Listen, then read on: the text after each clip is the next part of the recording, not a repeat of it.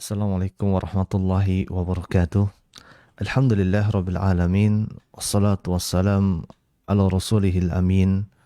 Sallallahu wasallam wa barik ala nabina Muhammadin wa ala alihi wa ashabihi ajma'in.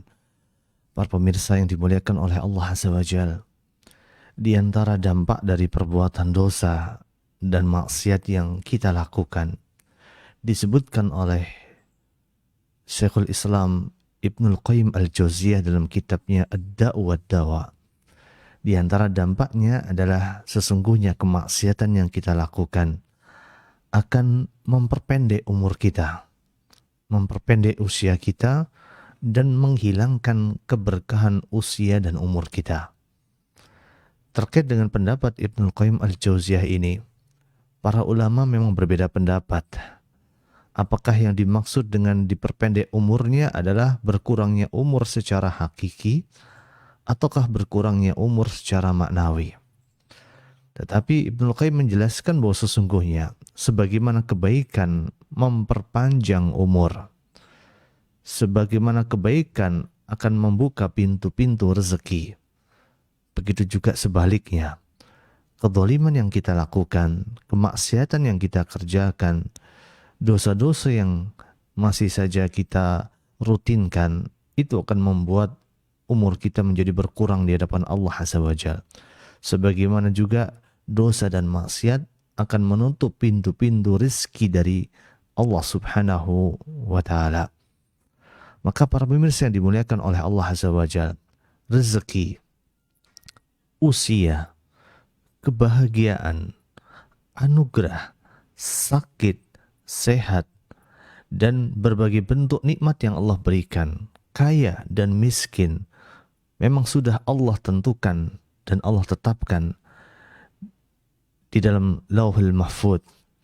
Tetapi Allah menetapkan apa saja yang Allah kehendaki dengan berbagai sebab yang memang Allah buat, yang sebab tersebut mengarah kepada terjadinya sebuah akibat. Maka para pemirsa yang dimuliakan oleh Allah Azza wa Jalla, bisa jadi seseorang ketika bermaksiat kepada Allah, Allah akan kurangi umurnya sebagaimana orang yang bermaksiat kepada Allah, Allah hambat pintu rezekinya. Tetapi setidaknya ketika kita memaknai bahwa sesungguhnya kemaksiatan akan memperpendek umur, maka sesungguhnya dikatakan maksiat memperpendek umur, mengurangi umur, dikarenakan hakikat kehidupan adalah dengan hidupnya hati kita. Ketika seseorang hatinya dipenuhi dengan sebuah noda-noda hitam, ketika seseorang hatinya sakit, bahkan ketika seseorang hatinya mati, pada hakikatnya dia adalah orang yang telah habis umurnya secara hakiki di hadapan Allah Azza wa Jalla. Sebagaimana Allah sebutkan dalam surat An-Nahl, Allah Azza wa Jalla menyebutkan amwatun ghairu ahya. Allah menyebut orang-orang kafir sebagai orang-orang yang mati. Walaupun mereka masih berkeliaran di muka bumi ini, pada hakikatnya mereka sudah mati hatinya di hadapan Allah Subhanahu wa Ta'ala.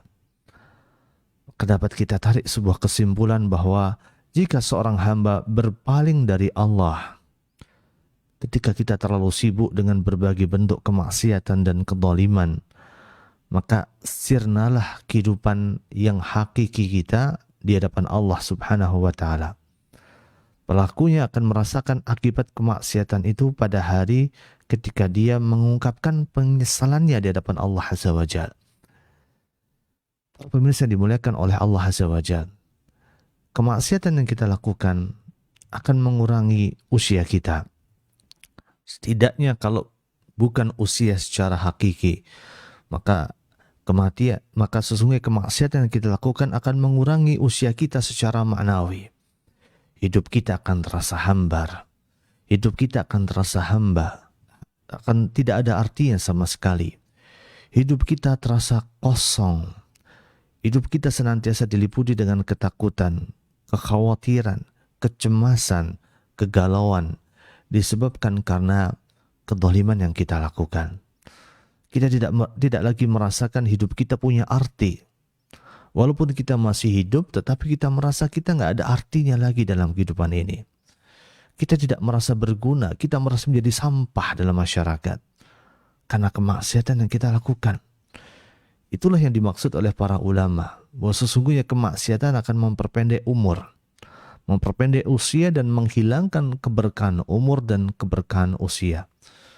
Seseorang bisa saja masih hidup di muka bumi ini, masih berkeliaran mencari rezeki dari Allah, tetapi ketika dia mengisi hidupnya dengan berbagai bentuk kemaksiatan dan kezaliman kepada orang lain, sungguh Allah jadikan hidupnya menjadi hambar. Maka agar kita menjadi orang yang senantiasa diberkahi hidup kita, diberikan kebaikan dalam sisa kehidupan kita, maka penuhilah hidup kita dengan berbagai bentuk amal kebaikan, amal ketaatan. Jadikanlah hidup kita hidup yang bermanfaat, bermanfaat bagi orang lain, bermanfaat bagi diri kita sendiri, bermanfaat bagi masyarakat banyak. Sebagaimana Rasulullah SAW pernah menyebutkan, khairukum anfa'ukum linnas, sebaik-baik kalian adalah orang yang paling bermanfaat untuk orang lain. Kalau kita mengisi hidup kita dengan berbagai ketaatan, kalau kita mendedikasikan hidup kita untuk berbagai bentuk kemanfaatan untuk orang lain, niscaya Allah akan berkahi kehidupan kita. Sebaliknya, ketika kita menjadikan hidup kita bergelimang dengan kemaksiatan, bergelimang dengan keburukan, dipenuhi dengan berbagai bentuk kedzaliman, hidup kita penuh dengan intrik-intrik dan sandiwara, maka sungguh Allah akan mencabut keberkahan dalam hidup kita. Allah akan jadikan hidup kita menjadi hambar, menjadi kosong, senantiasa diliputi dengan ketakutan, kecemasan, kekhawatiran, kegalauan yang tiada batas. Semoga Allah Azza wa Jal memberikan petunjuknya kepada kita. Semoga Allah Azza wa Jal memberikan kekuatan kepada kita untuk mengisi sisa kehidupan kita dengan berbagai bentuk ketaatan dan kemanfaatan bagi orang lain. Semoga Allah Azza wa Jal menjauhkan kita dari berbagai bentuk kezaliman, dari berbagai bentuk perbuatan dosa dan maksiat di jalan Allah Azza wa Jal. Hanya Allah yang memberikan taufik dan hidayah. Hanya kepada Allah kita memohon inayah dan pertolongan. Semoga Allah Azza wa Jal mengabulkan doa-doa kita, dan semoga Allah Azza wa Jal senantiasa menunjuki kita jalan-jalan kebaikan sampai akhir hayat kita. Wassallallahu wasallam wa barik ala nabiyina Muhammad wa ala alihi wa ashabihi ajma'in walhamdulillahi rabbil alamin.